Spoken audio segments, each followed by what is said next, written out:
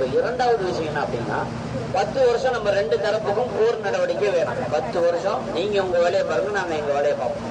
எந்த விதமான போர் நடவடிக்கையும் வேணாம். மூன்றாவதாக விஷயம் என்னன்னா, மக்காவுல இருந்து இனிமே அவர் சொல்ற சுஹைப் நம்ம சொல்றாரு, மக்காவுல இருந்து இனிமே யாராச்சும் முஸ்லீம் ஆகி மதீனாவுக்கு முகமது உங்கள்கிட்ட வந்தா நீங்க அங்க வச்சுக்க கூடாது, திருப்பி மக்காவுக்கு அனுப்பிடணும். ஆனா மதீனாவுல இருந்து யாராச்சும் மக்காவுக்கு வந்தா நான் திருப்பி அனுப்ப மாட்டேன், நாங்க திருப்பி அனுப்ப மாட்டோம். உடன்படிக்கைன்னு சொன்னாலே ரெண்டு பக்கமும் சமமா இருக்காங்க. உடன்படிக்கை சம்பந்தமே இல்லாம அவங்க பக்கமே எல்லாமே அவங்க பக்கமே அதிகமாக பிரயோஜனங்கள் இருக்கிற மாதிரி சரி. இப்ப ரசூலுல்லாஹி ஸல்லல்லாஹு அலைஹி வஸல்லம் பல யோசனைகளுக்கு பிறகு இதற்கு ஒத்துக்கிறாங்க. இதுக்கு என்ன செய்றாங்க? ஒத்துக்கிறாங்க. சரியா? இப்போ ரசூல் ஸல்லல்லாஹு அலைஹி வஸல்லம் இதுக்கும் ஒத்துக்கிறாங்க.